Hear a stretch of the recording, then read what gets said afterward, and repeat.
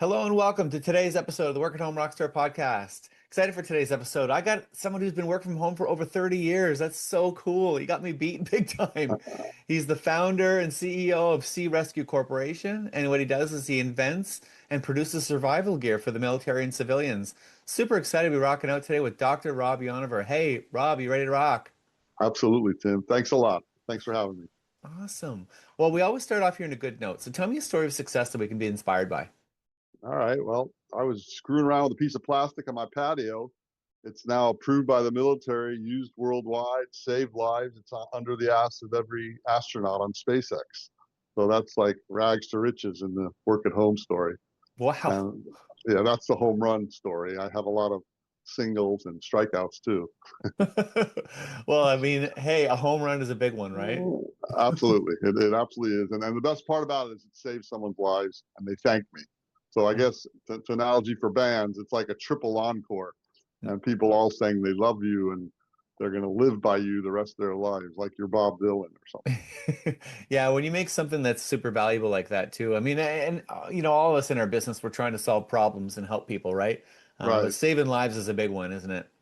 Absolutely. I mean, I'm a PhD scientist. I worked on volcanoes, but I always felt that need to do something that mattered, really, because it's easier to bust your ass for something that matters. And Hmm. make no mistake, working at home is not easy. Everyone thinks it's easy because you wear your favorite T-shirt and your underwear, but shit, you've got to kick ass and outwork everyone. And It's you're looking at the king of outworking everyone. Yeah, well, I mean, that's just it. You've got to be self-motivated too. I mean, it's no one's looking over your shoulder to make sure you're Exactly. getting work done, right? You gotta get it Especially, done. especially in Hawaii, the discipline is key. And living here in Hawaii, it's so easy to want to screw off. The weather's beautiful, the waves are great. So that self-discipline is a character. That's the first question. If you don't have that, you can't work at home. If you need someone to crack the whip on you, you can't do this. So just be honest with yourself. If you're not disciplined and motivated and really almost rigid in your work ethic, then this is not for you. But Yeah. for everyone else, it's the only way. This is the only way to work and have a real life. Well, yeah. Well, I know for me, I remember when I was working in an office, like I was just frustrated all the time that else seemed to be slacking off, right? And Exactly. I think that's probably a good sign that you should be working from home. If you're the type of person that just wants to be producing all the time, and you're just like, I feel weird just sitting around and like hanging out at the water cooler because that's what everybody's doing. Well, Exactly. working from home might be the right thing for you then, right? Well, it's motivation. You're creating your own things, just like the band creating their own song. You want to cover stuff or you want to create your own. If you can create, you want to be a creator. And if you're working for someone else working on their stuff, it's very frustrating because you know you have all these great things in you and you don't want to lose them. And you don't want to go to your deathbed without trying. I mean, I'm all about trying.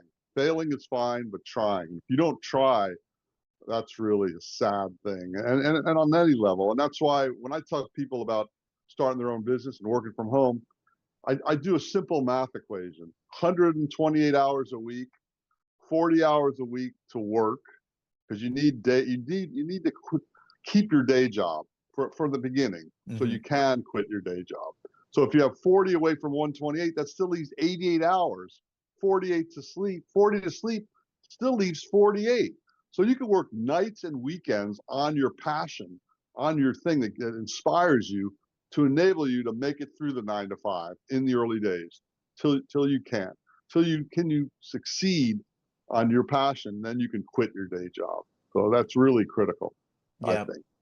Yeah, and I think that you make a good point because I think some people like worry about maybe burning themselves out, they're burning the candle at both ends. But in my experience, I find that it fills you more when you've got that little passion going on at nighttime, right? Okay, fine, you might Exactly. be losing sleep, but you're getting excited, right? Exactly. And for the inventing world, I like to keep switching gears from project to project, because then you come back with fresh eyes. And each gear you switch, maybe it's sleeping, maybe it's enjoying nature, maybe it's working your day job, maybe it's working on invention A or invention B or invention C. But I find that when I come back to things, it's like I'm rested. That sector of my brain is rested and I'm ready to attack the new sector. So I think it's really healthy. I'm not saying working a day job is healthy, but paying the bills and not having to worry I mean, you have to take worry out of the equation. If you can't cover your ass and your bills, you're not going to be creative enough and successful enough to do it. You can't, you don't have the right attitude. So you Yeah. have to get rid of that pressure. Yep. Yeah, the pressure, and people can smell that desperation on you too when you're not paying your Exactly. bills. Yeah. Exactly. You got to be able to walk away from deals and offers. If they know you're desperate, they're going to take advantage of you, and that's not where you want to be. Yeah. Yeah. And yeah, I totally agree with that. That's amazing. So now let's talk a little bit about that failure, that bad note, right? Because I Yeah, mean, sure. hey, you've been doing this for a long time, and Absolutely. people will like be scared to fail. And I mean, the bottom line is that we're all going to make some mistakes here and there. So I'm wondering, Right, can you right. share with me something that we can learn from, like something that people will just go, wow, I can't believe he's still doing this now. Well, I mean, you go back 30, 40 years ago when I thought about this rescue streamer idea, that my wife was like, get a real job, stop playing with that piece of plastic. I had to confront her and her family first about, you're a smart guy with a PhD, you should be making millions of dollars, you should be providing. We have little babies and all this stuff, and I'm failing because no one's embracing it. Yeah. So I couldn't, especially something new. When you start a new category in the signaling world, they had smoke flares and sea dye. All of a sudden, this guy from Hawaii comes with a piece of plastic because once you unfurl that, they can see you forever. It's clearly the right idea, and it's been adopted now. But to get something new takes a long time and a lot of no's and a lot of get out of here. And something simple like this is on $500 million aircraft like SpaceX or F-16. I mean, they don't want a piece of simple plastic. It's not that simple, but the premise and the material is. So I think that you have to internally have your own meter that says, I'm proud of this. I believe in this. I don't give a shit what you say. I believe in this. And you're going to be in that category of I told you so. Okay, asshole. You don't think this is worth the shit? You're going in the back of the line. Thank you. But I'm a polite pain in the ass. I will bug you forever if you're something I want. So, and I'm very polite. You blow me off and say this is worthless. I'm not going to get mad at you. I'm going to say thank you. I don't think you really understand, but thank you for your time. Bye. And then Yeah. come back again on them. Don't burn any bridge, because these guys that say no first may come back, and you may need a yes from them later. Yeah. So I've had so many no's that I don't even care. And the truth is, the more no's you field, the easier they are to deal with. You let them brush off your back. Okay, you don't want it? I don't care. And I even got it on Shark Tank, and they all loved it, but I got 5 no's from them. I'm like, Wow. okay, well, whatever. You guys don't like it. You're the ones gonna be sorry about this. And it's an attitude I've had my whole life, and it's a tough attitude to have because it's like overconfidence. But you got to Yeah. pick the winners. Go for the ones you really believe in. Yeah. Well, and that is something that I think a lot of people, I mean, the programming is just, oh, go get a big job, go get a good job, work the Right. 9 to 5, all that stuff. So when you start to, play around with this little, piece of plastic, like you say, Yep. that's real for a lot of people No, going like, I got an absolutely. idea. It's best not to even tell people, truthfully. It You is. work on your idea until it's at a point when you're ready to tell people. And in the invention world, ideally have your patents in a row, your trademarks in a row, what you need, your barriers to entry, so you can go to battle publicly and release it to the media and release it to your customers so no one will steal it from you. So you have to build that up. And sometimes it's best to do that privately. And I kind of get a rush out of that going, okay, I'm not showing anyone this for a while till it's really ready. And Mm. I think that you can tell people that are close to you that you trust, but the public and regular general people, don't tell them early. Yeah. Yeah, because there are certain people in your life that are just going to drag down whatever, right? Yeah, But that's there right. are other people that are inspirational too, and they will kind of like, was there somebody in your path that like did actually think it was a good idea and helped you? Well, yes. First of all, the idea. First, my family is supportive because I come from 3 generations of work at home rock stars. Okay. My grandmother was an early doctor in this country, and she ran a practice out of her home in Chicago, believe it or not. My father started a mail order business in the 60s, and Hmm. we all worked for him. So when I tell my parents, who were creative, artistic, and business entrepreneurial, that I'm starting something, they are supportive I tell my Wow. in-laws, they're like, "You're an idiot. You should be you should be making a lot of money and work for someone on Wall Street." That's what they Yeah. think. So it's Yeah. like there's difference there. You have to combat that. And then I had people all along say no. And then there was one Coast Guard guy. I used to send max faxes out. I don't know if your audience know what a fax machine is, Yeah. but that's how I used to go fishing with a fax machine for media and to the just contacts in general. Just keep sending out hundreds of notes and trying to get media play or someone in the military or a company to look at this. Hmm. And one Coast Guard guy said, and he worked for I think an admiral or someone. He goes, "Yeah, this could work. This is good." He gave me the chance to look at it and said, "Here, send me a sample." And then they tested it, and that's how it started to get. Ultimately, went to Navy approval, and then all the branches of the military. So you need one yes, you need one person that's a third-party endorsement to stand up for you. And my brother, who's an advertising guy, taught me that all these editors are sitting on their butts thinking about what to write back in the old days when there were magazines. And it's your job to contact them. And that's what I've been doing forever. I am the ultimate media whore, and I keep working the media because when you get an article written about your technology, that is in de facto a third-party endorsement.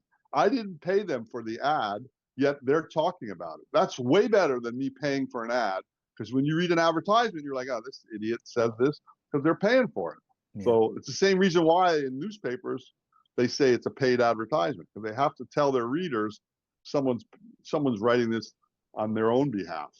So Yeah. I've had all those no's stand out, but the ones that the no's I forget. You got to have a short memory. Just I guess like in the music world, you have a bad show, you can't live on that your next show, right? You had a bad night. You got to move on. You got to keep moving forward and keep writing your music. And it's ironic in this rock star world. We were pool boys in Miami Beach growing up, and I sold shoes, I made lounge chairs, I fixed pools, I did all these weird jobs, but the one we loved was pool boy. And one of my buddies from high school became a rock star, Jane's Addiction. I don't know if you know who Jane's Oh, Addiction is. yeah. Yeah, I've Yeah, heard of him, of course. Perry Farrell's like my little brother. I taught him how to surf and go crazy in high school, so we're still tight. And so he started Lollapalooza, and he was very entrepreneurial. And then my other buddies, the mayor of Golden Beach, and he's like worth hundreds of millions of dollars. And we used to sell shoes together at the shoe store in the mall. So we were never too proud to get our hands dirty. And the other irony is our little neighborhood. There was a rich neighborhood, middle class, and lower middle class. And we were more in the middle class. And we kind of had a chip on our shoulder because the rich kids were they had cars, they had girlfriends, they had Hmm. mustaches, they'd smoke cigarettes, all this shit we didn't have. And it just kind of gives you drive, man. We had the drive, and it's insatiable. I mean, you talk those two guys I just cited, the rock star and the mayor, they're driving hard as I am. We're all in our mid to late 60s, and we're just not letting up on the gas. And all three of us don't need they especially don't need the money, but we all have made our mark. We don't need to be pushing and charging so hard, but we're addicted to it. It's part of our mindset. Right on. So when you were getting out there and trying to gather the fans, right? Yeah, Sending out all these facts, like yeah. was there like an evolving strategy that you were using, or was it just plain old numbers for you? Well, the thing was, there was this thing before the internet called Bacon's Publicity Checker. It was a big fat book, and it had the name of editors of every magazine and TV station in the world, and it had fax numbers. So the strategy was to make a one-page press release, and just at 11:01 at night in Hawaii, it was cheaper to make a long-distance phone call or fax. So at 11:01, I would be hand typing one fax at a time, hand calling with the number. And it Wow. was like, and I'm a fisherman too. I fish and I surf. And the thing about fishing is if you have 0 lines in the water, you have 0 chance of catching a fish. If you have 5 lines in the water, which is how I troll for fish, you have 5 chances. I had 100 chances, maybe not 100. I would send 30 to 50 out a night. Yeah. So and then what I did was, it was all about getting street cred. So the Miami Herald was the first magazine or newspaper to write about the streamer. I took that article and I started sending that out, saying, look what everyone's Yeah. saying. I kept doing that. I got Outside Magazine, Men's Journal. I even got it in Playboy. I've got it everywhere. And my collection of articles about the streamer is now thicker than the Bacon's publicity checker, which I started. And it includes it's still working. I mean, I'm on this show to get the word out organically, because I didn't pay you. Nope. You don't even know me. I'm just, and if it's you're 50, 100,000 people, it doesn't matter. I just want to get the word out, and maybe someone in your audience tells someone that tells someone that tells someone, and you just keep doing that.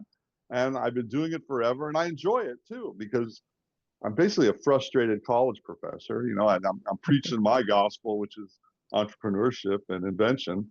And I think that's the way I do it. Just keep working it. Wow.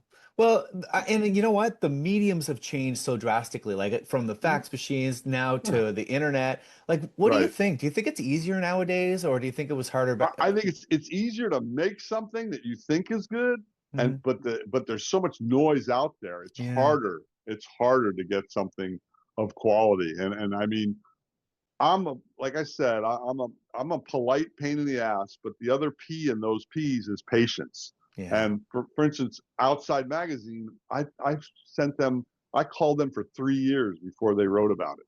So you can't give up on the first no. So nowadays, I think you can create your own brand on your own social media site, but how do you get the eyeballs to look at it? And that's the real challenge. And I think everyone's trying to do that. So I actually think it's harder. But Yeah. you got to keep in mind, you go for niche marketing. You don't want, of course you want massive national, international recognition, but it might be better if you have a kayak device to go to the kayak people. You know what I'm saying? Go to a smaller audience as your target, and even locally, more locally. So wherever you live, try to get a group there and get to a small email group of those people first. That's what I would do. That's what I do these days. Yeah.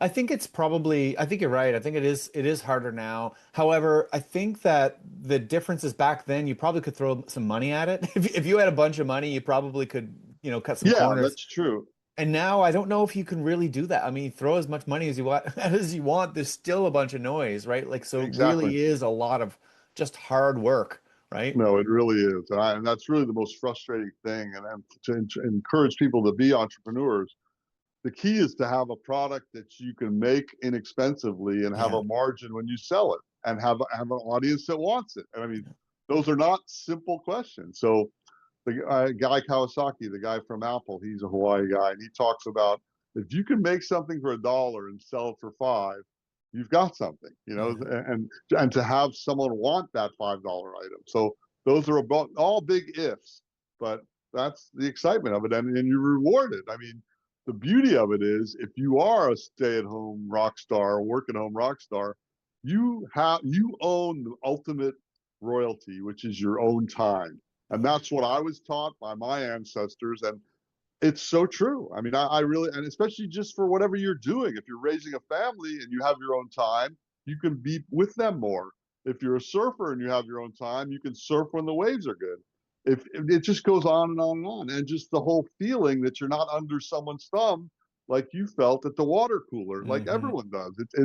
But don't be too proud to not do that.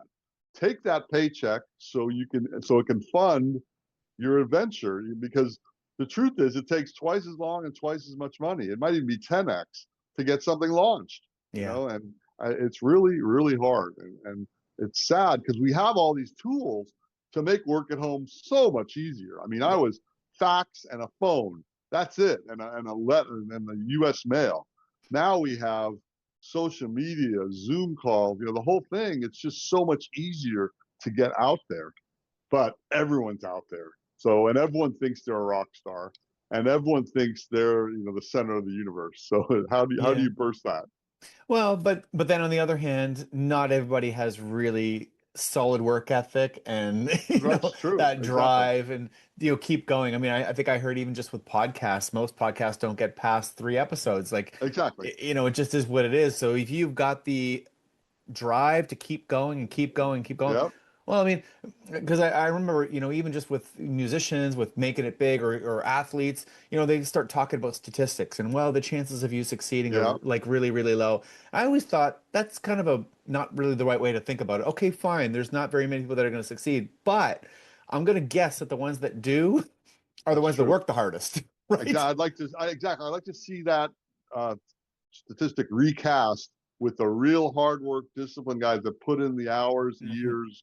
That how many of those succeed? I'm sure the number goes way up. Oh Right. yeah, absolutely. Because you're comparing them to people who are just, moonlighting or were just doing whatever, Exactly. Well, that was the frustration when I started doing outreach to inventors, and I get this all the time. I got this great invention. Here, look at this. Let's split it, and you do it. You bring it to market. I'm like, no, idiot. The hardest part is bringing it to market, Yeah. and I have no passion for your invention.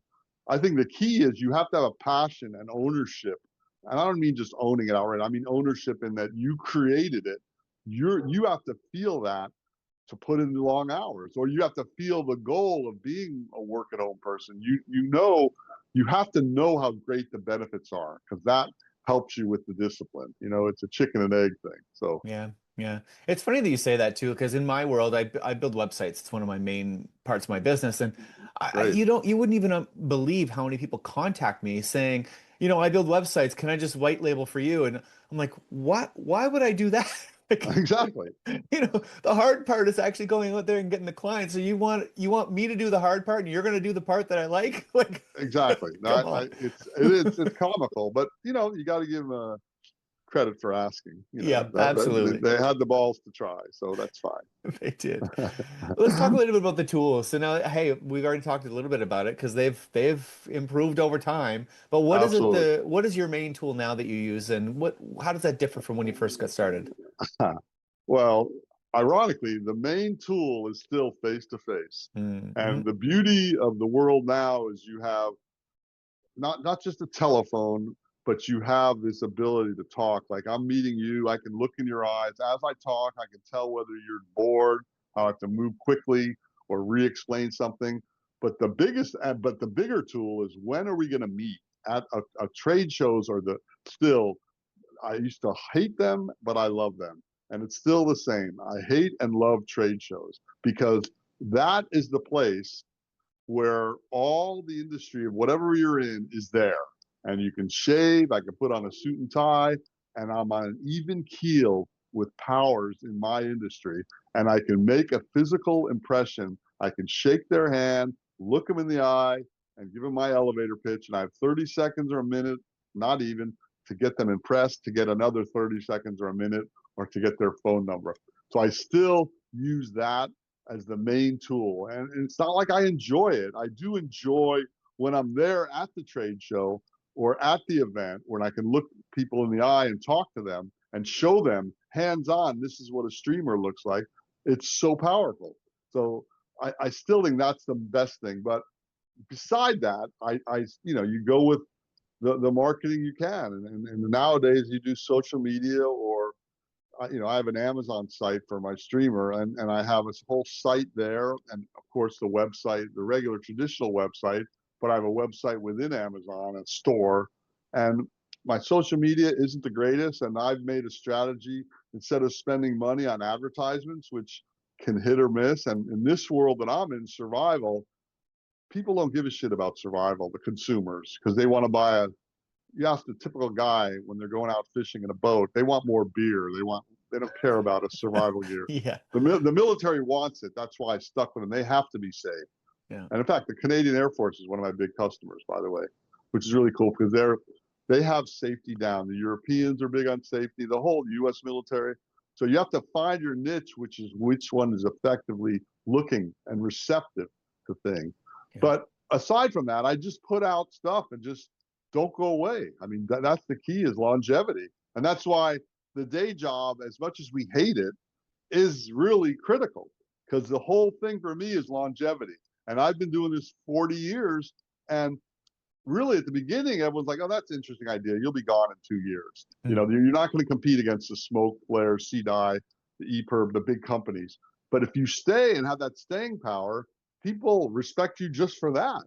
And you have to, it's almost like you're a, I hate to use this phrase, but you're kind of like a sleeper cell. You're Yeah. just staying back there. And I'm all about low overhead, right? I know I talk about the day job. The day job is to fund to keep the lights on, but you don't want any wild spending. And too many startups spend too much money on everything. Just spend money on the basics and survive, make some money. And when you keep them, you reinvest the money. You don't just blow it and buy a Ferrari the first time you get a big sale. And I Yeah. think that's a lot of people make that mistake, and they don't plan. You know, the Japanese were smart. They plan like 20 years out.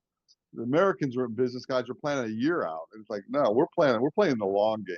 And I'm all about the long game. And that's been a secret to my limited success. Yeah, that's amazing. Yeah, well, a few things to unpack there. Like, I do agree that face to face, either on Zoom or like even in person, I mean, that Right, is really it. I mean, and right, I think that even more as time goes on, because it's so easy to just send out a bunch of emails or just post a bunch of things on social right. media.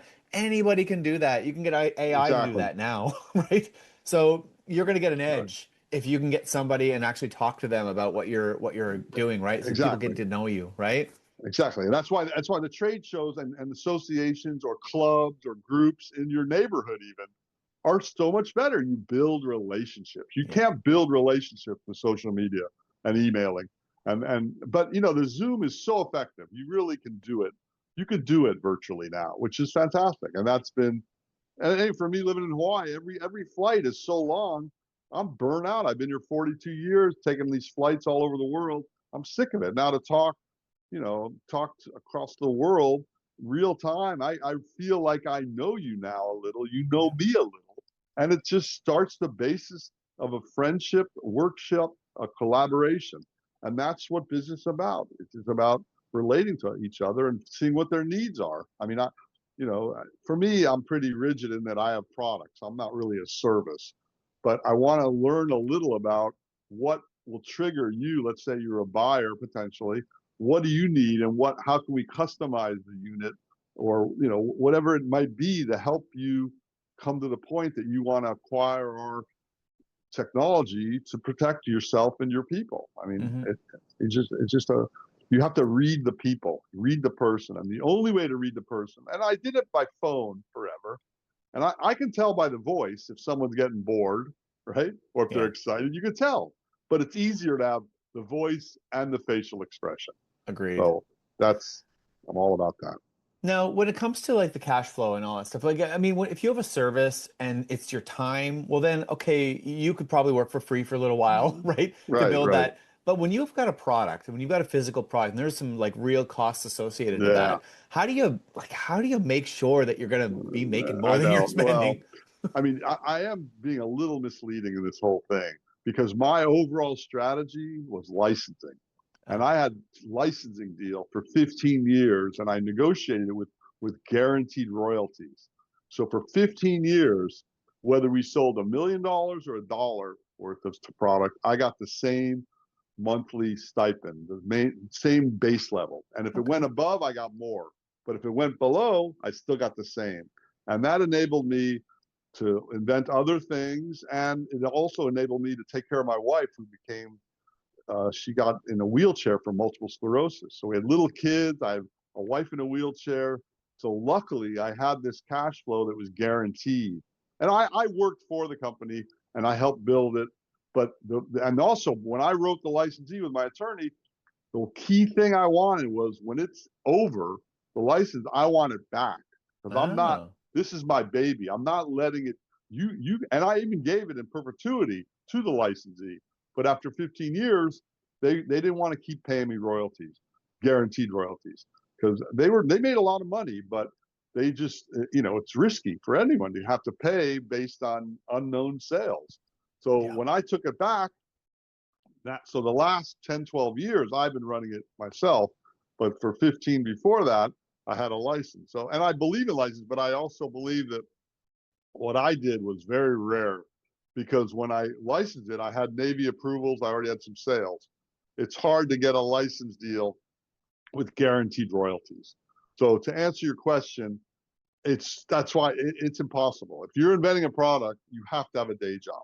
You have to have a flow of cash, period, end of story. And if you have one invention or one job that you make money on, you have to keep hitting that and build the other stuff in your spare time. So Right. there's no magic thing. And I totally agree with you. You have to look at your overhead and you have to say, I have to cover my nut. And if I have to take the job and go to the water cooler and fall asleep after lunch, drooling on my desk, I'll do that. But it's just, there's no way around it. Yeah, it's got to be so tough too, because I mean, you go through so many of those no's that it would be so difficult to keep those spirits up while you get to the point where you're getting those yeses, right? No, exactly. And it's just, you really have to have tough skin, or, thick skin. And I don't, you build it up, but it hurts. It still hurts when someone blows me off and says, I don't believe that. I think that thing's worthless, or, which is totally false. And I try to counter that with testing and adoption and life saving, all these things that it's done. Mm-hmm. But you still encounter people. And even in social media, there are people, the trolls out there, people want to shoot you down just because that's their nature. Yeah. They get off on shooting you down. And that's why, I wrote some books and I thought I was going to be more of a speaker, and I love doing it, but there's always the trolls that are giving you shit. And I'm like, you don't deserve to do it. And I kind of don't read my reviews. It's fun to look at them sometimes. But it's just, you can't, that affects your thick skin ability. Agreed. And I'm an emotional, personal guy. I do get offended easily. So I try not to even look at that. And it's tough. I mean, it's very dangerous. Like the kids with social media and suicide, there's a lot of, I don't know how people do it when we grew up with no phones. My kids grew up with flip phones only. So and I have grandkids now, they're growing up with, you get embarrassed or bullied by someone and there's pictures of you and you think everyone hates you and it's embarrassing. Gosh, that has to be so hard on your mental psyche. And I really, one of my goals in life is to get people off phones. And the record will show that in 2007, when the Apple phone came out and everyone was raving about it, I was the only person I knew who said, this is bullshit.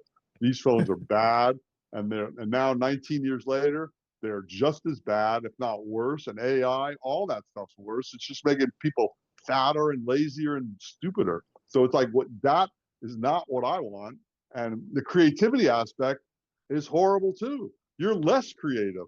And when we were kids, if you watch color TV all day, you were an idiot. And now you have a color TV in your pocket in the form of an iPhone. That's worthless. They're great devices, but I just think you shouldn't. My personal opinion is you should only have Wi-Fi at your home or office. You shouldn't be allowed to be on the internet when you're out in public, so you can look at people and talk to people and look at nature and experience life. The phone should only be phone calling and texting out in the wilderness. Yeah, But it is kind of scary that there's no guardrails, right, around any of it. Because I yeah, mean, yeah, sure, they're great tools and they can help you to be, technically they can help you be more creative. They can help you be more productive, but they right, also can steal your right, time and they exactly. can, right, do all these negative things to you too, right? Exactly. It's almost, I used to think about it when my kids were little and I was trying to teach them about saving electricity, Hmm. and nothing is free. They just think, oh, just write a check or just turn the light on. Yeah. I want to invent a I don't it's a 25-cent quarter slot in your house to turn a light on. So kids have, oh, you can't use your lights or your computer. You can't use that. You got to pay to play. Like it's a timer. So, because then you can start looking at your time going, oh man, it's not free to be on a phone. In fact, if anything, parents should make their kids pay for their phone plans. You shouldn't even give your kid a phone. You Yeah. should give them a dumb phone and say, this is what I'm giving. I did that with my kids. Right in college, they were, iPhones were coming out, and I'm like, no, I'm not buying you one of those. Those are horrible. I'll buy you a phone so in an emergency you can call me. And then Well, sure enough, they bought them later in life. But I got lucky in terms of timing, how old my kids were. Now with my grandkids, they see everyone has these phones and they expect it. Yeah, So they do. it's going to be tough. It So is going to be tough. Yeah, well, and by the way, your idea about the coin slot thing, that actually is possible with, these smart devices nowadays. You could actually have that linked to some sort I of mean, like that's how we were. We had little jobs. I had yeah, jobs my whole life. yeah, And when we had money, then we could buy candy. To me, the smartphone was candy. You can't eat candy unless you pay for it. So you yeah, save your money, you get an hour of smartphone. yeah. That'd be so smart. Yeah, Let's move into your someday. guest solo. So what's exciting your business right now? Well, what's exciting? Yeah. Well, the whole thing with the military is really cool. The fact that the streamer went up to space is really cool Hmm. through SpaceX. And I still, it's really expanding to where militaries all over the world, I'm part of a group, the SAFE Association, the Life Support Survival Group from all over the world. I get to go to this one trade show a year. That's my thing. It's not to go to too many. And there are people from all over the world, and I love it. I've always been an international person. And I get to work with and equip their people and make them safer. And that really is cool to me. And I'm also working on my home run invention is a pocket desalinator, convert salt water to fresh water passively, just with a solar still. Two bags, inner bag and an outer bag. The inner bag is black with a Gore-Tex window. You put salt water in it. The salt water evaporates, but the vapor goes through the Gore-Tex and gets stuck on the inside of the outer bag. You can drink it. Salt crystals are too fat to go through the Gore-Tex. Very simple, but I can only make a quarter cup of water a day. Isn't enough. They need a pint a day for the military. And I just got approached by a group I know that's using AI, which I'm not an AI fan, but in this case, that's what it's for. Yeah. And we're supposedly going to figure out AI. I call it HAL, just as an old reference. I If I don't remember know what that. HAL, I okay, well, do. I'm waiting for HAL. I told them, ask HAL to figure out how to manufacture them. I know in my mind how to build this thing, and I built them, but I don't have the expertise in plastics and heat sealing to do it. And I need someone like Hal to tell us what materials, how to do it, and where to do it. And that would be, if that thing works, that's going to be way bigger than a streamer, which is just saving lives. This is providing fresh water to the whole world, which is going to be the next big wars are going to be fought over water, not over oil. Hmm. So that's exciting. And then I wrote a bunch of books, and I put like a free book out on Facebook and Instagram just for fun. Like 20 years ago, I wrote all these stories. I had this crazy upbringing with my friends, that being a pool boy in Miami and just becoming a scientist working on volcanoes, the Hmm. whole thing, the whole journey's been crazy. So I wrote all this stuff, and I got 4 books published: Hardcore Inventing, Caregiver's Survival Guide, Hardcore Health, and Brainstorm Islands, the children's book. But this I just put out there. I'm still hoping someone reads and goes, this should be a movie or a TV show. So I put it out on Facebook, and I realized that the beauty of social media is you can have pictures with the text. And I know no one reads anymore, but I put 15 stories out, and once a week for 15 weeks, and people that read them just loved it. And I'm actually thinking of repackaging it, renaming it Pool Boy Underdogs, which is the original name, Hmm. and doing an audio book, if you will, audio stories where I read it to people, because people don't read. So I have to get over that hump, and Yeah. it's got to be on social media. So I'm going to put it on YouTube. And this is the irony: you can't do audio only on YouTube. No. They only want video. So I'm going to put a picture and read with one picture. Like Ah, you read a book, you keep looking at the cover. yeah. I'm gonna do that. Anyway, I'm thinking of doing that, It's a good and idea. it'll be fun. I think I just want to share these stories, and I still, I think, you watch enough. I watch a lot of movies and TVs, and the stories I've had are viable, I believe, for someone to take them and do something with, or not. Again, everything to me, it's all about what do I want to do, whether people like it or not. And the beauty of social media, you can be a rock star on social media in your mind, right? Absolutely. Whether one person or a million people follow you, who cares? And Abs- I've had millions of people look at my stuff. The Shark Tank had 16 million that night. Someone just lifted my Shark Tank pitch put it on YouTube, it has 58 million hits. So I've had millions of people looking at this stuff, but in the survival world, it's still hard to sell safety. I don't know. I don't care how many millions look at it. They're still going to buy that 6-pack of beer for their boat. Yeah. So that's always a challenge. So I'm doing all sorts of stuff. And I got grandkids, so I'm trying to kind of steal them away from the social media video world. So my new nickname, I used to be Uncle Punishment, because I'm kind of mean to kids and they love me for that, believe it or not. Kids love rigidity. They like rules. So I'm now I'm no electricity grandpa. I take the kids and we don't do anything with electricity. It's always outdoors. The only thing I do is I take them to like the Taco Bell to eat some bean burritos. So I'm teaching them how to eat at restaurants, if you call that a restaurant. But it's all about being outdoors, in nature, being creative, being, resourceful, responsible, respectful. All those things happen without devices. So I've got another startup in terms of getting my kids, now they're grandkids. I can form them a little, as much as my son and daughter-in-law will let me have them. Mm-hmm. Right on. So how do we find out more about your inventions and your book and everything about you? The best thing is just Google my name, Rob Yonover, and it's on Amazon. I know Canada has Amazon all over the world, but you can go to SeeRescueStreamer, SeeRescueStreamer.com, or Rob Yonover. I'm on all the social media platforms. Like I said, I'm not the greatest social media guy. I'm not on there all day, but I put out stuff like this. This will be on my social media one day when you release it. And just go to my name. My name's unique, so you can't really misspell it. I mean, you can misspell it, you'll still show up, because I've got 40 years of media play. So, and I love talking to people, drop me a line. I love trying to inspire people, because I was inspired by my parents, friends, colleagues, mentors, professors, all that. So it's all about the human touch, man. Awesome. Well, let's get into the music a little bit. So tell me, who's your favorite rock star or band?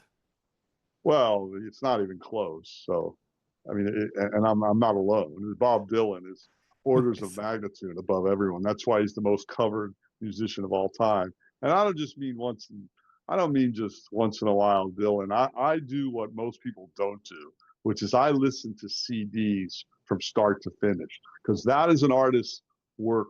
I like to look at their piece of art. And today's music, no offense, I don't know, and no one does it. My son, when he was playing with Napster back in the day, I'm like, this sucks. You're ripping these guys off, and you're just cherry picking song. That's not how it's supposed to be. I understand it is that way because artists aren't that great now.